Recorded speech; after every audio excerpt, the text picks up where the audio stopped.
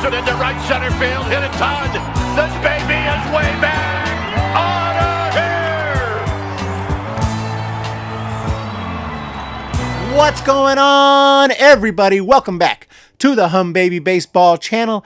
And today, going to talk about 10 of the things I was most anticipating in regards to the San Francisco Giants and the 2020 baseball season. Now, obviously, still hoping for baseball, but realistically, now the expectations are now just about having a season. Like, forget about the little things. We just want to see some baseball at this point. But there were 10 things that I'm going to talk about that I was really looking forward to this season. Obviously, a whole new coaching staff. And, we got a whole new front office. And we're going into a new era here. So it's going to be really interesting. It was going to be really interesting regardless. And I still hope we get some baseball and can see how some of this stuff plays out. Some of the things I'm going to talk about are pretty much really not going to matter anymore in 2020. But they're still going to matter for the future. So I thought it'd be interesting to talk about 10 of the things I was most anticipating for this year. Let's get started with the list at number 10. And that's Johnny Cueto. This is a guy who was an ace-type pitcher not too long ago. This guy started the 2016 All-Star Game. Unfortunately, since then, he's got a lot of mileage, a lot of injuries, and is just coming off Tommy John. He was one of, an absolute favorite. Love Johnny Cueto. He's 34 years old. But you know what? That guy's always been solid, and I really was looking forward to seeing what kind of a season he was going to have. I didn't expect he was going to have an all-star year and go out there and win 20 games, but I was really interested to see how he would do this year, if he could be like a number one guy throughout the year and kind of be the ace of that rotation, so we could still have someone we could say, hey, we still got a really good pitcher in that rotation, despite losing Bumgarner, despite not having any big names anymore. Well, we got one, and that's Johnny Cueto. And I was really looking forward to seeing that shimmy and seeing Johnny Cueto out there, and that's my number 10. Number 9, Mike Yastrzemski. Was he going to have another big year, or was he going to have a sophomore slump? Is this guy for real? Because he was just toiling away in the minor leagues for years in the Orioles system. So the Giants go out and grab him, and it didn't seem like even the Giants were too excited about him. It was an under-the-radar signing. He was down in AAA. The Giants were promoting everyone but him until finally they give him a shot. He comes up and absolutely tears it up and hits 20 home runs plus in a year that he didn't even get a whole year in the big leagues. He spent a lot of the year in the minor leagues, and what a find that was. Mike Yastrzemski, he's like a big name now. Everyone knows Mike Yastrzemski, even non-Giants fans, like, oh, you guys got Yastrzemski. I'm like, okay, yeah, he does have the benefit of having a famous baseball name, but still, what a year that was, and I couldn't wait to see how he would play in 2020, because it just looked like he just got such a beautiful swing, such a way of making contact with the ball and taking the ball to the opposite field for home runs. I really loved Yastrzemski in 2019. I wanted to see what kind of year he was going to have in 2020, because I had a feeling he was going to have another nice season. Number 8, what I was looking forward to also was seeing Buster Posey. I had SF Bay Area Sports Talk make a video on this channel. How is he going to bounce back? Is he going to have a bounce back year? My guy, SF Bay Area Sports Talk, says yes, he will. He's going to have a bounce back year. He's going to hit up close to 300. He's going to hit 20-plus bombs. I'm not quite as optimistic, but I was definitely looking forward to seeing it, because all the talk was he is completely healed from his hip surgery. He is now driving the ball like he used to, and he is going to be almost like the Buster Posey of old. Now, I'm not saying that anyone expects he's going to go win the MVP like 2012, but we're going to see definitely closer to that Buster Posey than the Buster Posey we've seen the last couple of years. I couldn't wait to find out. Number 7 is another guy I was looking forward to seeing. Not every one of these is going to be a player, but so far, that's what we've had on the list. And number 7 is Donovan Solano.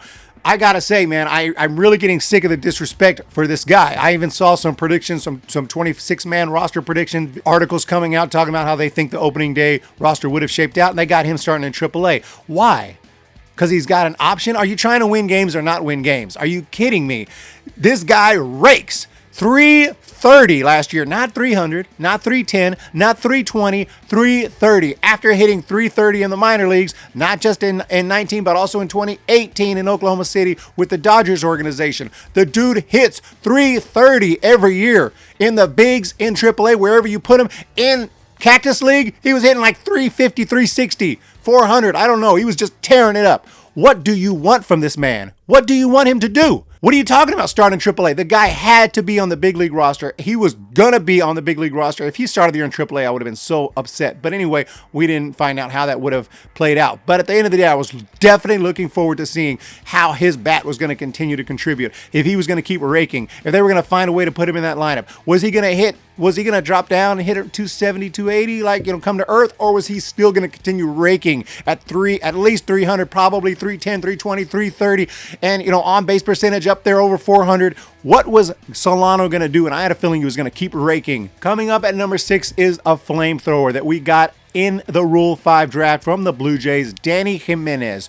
The guy is sick. I cannot believe they didn't protect him. I thought the Giants knocked it out of the park with that pickup, with that draft right there. Because Danny Jimenez, you look at his stats, wow. I mean, just amazing. In his minor league career, the man has struck out 257 guys in 197 innings. And in Double-A, that's the highest he's played so far, but he struck out 46 in 33 with a 1.87 earned run average. The guy's just 26. And in spring training, he only pitched 5 innings, so we're talking a tiny sample size, but he struck out 6 guys, just gave up 1 run, and only walked a couple guys. So I thought that what we saw in that little sample size of spring training was everything I needed to see. The guy was going to get on that roster. He was going to stay on that roster. I couldn't wait to see how he did in the little opportunities that he was going to get in 2020, and I couldn't wait to see him stick with the Giants and possibly become a future, reliever that's really going to be a setup guy, come in, as a fireman, taking, getting us out of tough jams in the 6th, 7th, 8th, or whatever, possibly even a 9th inning guy as a closer. This guy's absolutely legit from what I've seen. Obviously, we have to see how he does at the big league level. But I couldn't wait to see just that. That was something else I was really looking forward to in 2020 is Danny Jimenez. Number 5, and I don't know if this is still going to happen in 2020 or not. I don't know how they're going to work with this. I haven't really heard much about it, but that's the trade deadline. The trade deadline was going to be huge for the Giants this year because there was a good chance, sad to say, there was a good chance that the Giants were not going to be in a position to go for a playoff spot. And if that was the case, and they had some of their older veterans that were having a pretty good year, whether it be Kevin Gausman, who just got signed, whether it be Cueto, who I talked about, whether it be Samardzija, Belt as a left-handed hitting guy with some pop and great defense over at first. So many players could have been on the trading block. And I was just wondering, who were the Giants going to be able to get? What kind of players were the Giants going to be able to pick up at that trade deadline?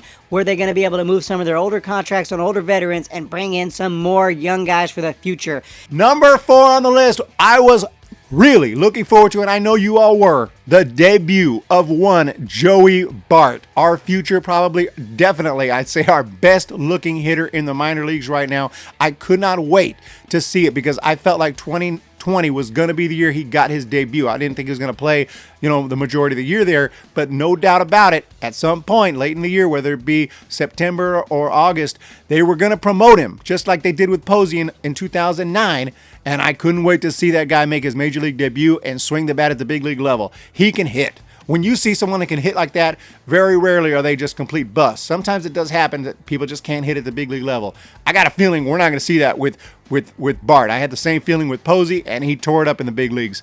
Bart's going to do the same. I couldn't wait to see his debut. Maybe we'll still see it. Maybe we'll even see him play more in the big leagues this year because they'll have expanded rosters and Giants will be like, let's throw him out there.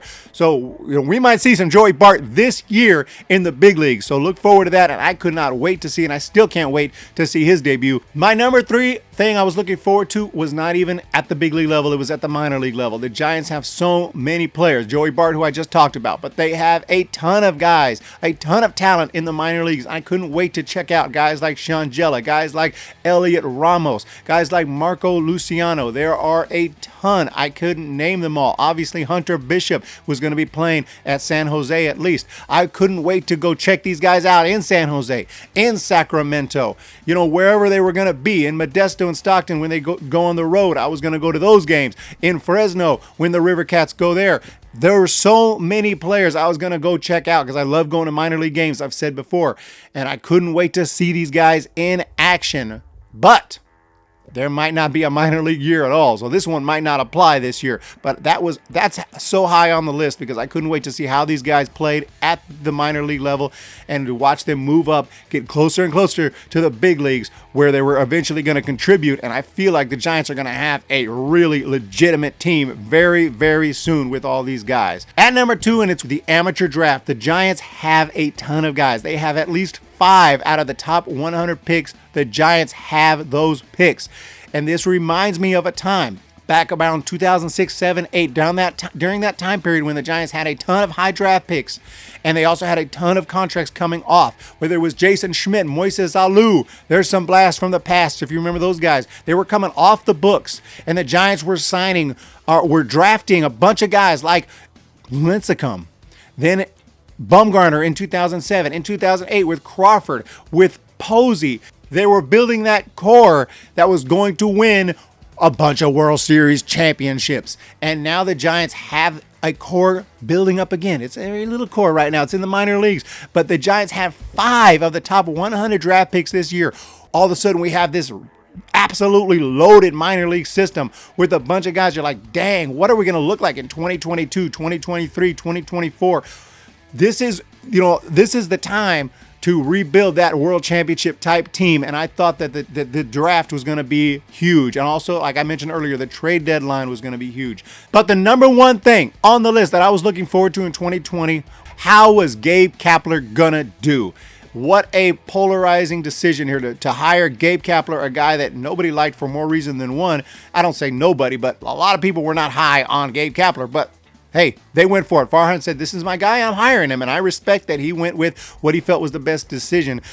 This is a guy who in Philadelphia was not known as a great manager. The fans were all too happy to see him go. He made weird decisions. He didn't handle the bullpen very well. Was he going to come over to San Francisco and prove that he actually learned something those 2 years over in Philadelphia? And he actually can manage a major league team. And he actually will do well with the bullpen and the lineup. And he is going to put out an impressive, season compared to what we have right now. No one thinks he's going to go out and win a World Series, but if he could go out and compete and show that he's got something and make some smart decisions and make some good moves, hey, that would have been awesome. Or is he going to go out there and just be like, what is this guy doing? He's terrible. Guys, let me know below, what do you think? Was there anything that I missed? Anything else big that you all were looking forward to seeing? Obviously, there's other guys like Belton Crawford, but at this point, I just think that we pretty much know what to expect from them, honestly. So that's why they weren't on the list. But, so much to look forward to, guys. Let me know below what you think of the 2020 Giants. What were you looking forward to this year?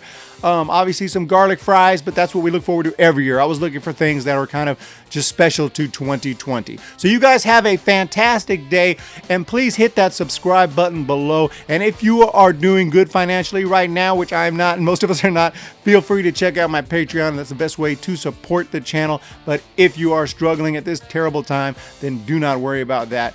And you guys have a great day. All you got to do, hit that subscribe button, hit the thumbs up. It helps more than you could possibly know. Help get this video out to more people and help people find the channel, Humm Baby Baseball. Have a great day, everybody, and I'll see you later. See ya!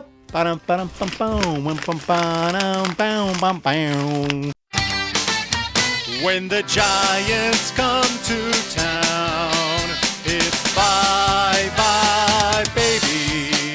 Every time the chips are down, it's bye-bye, baby.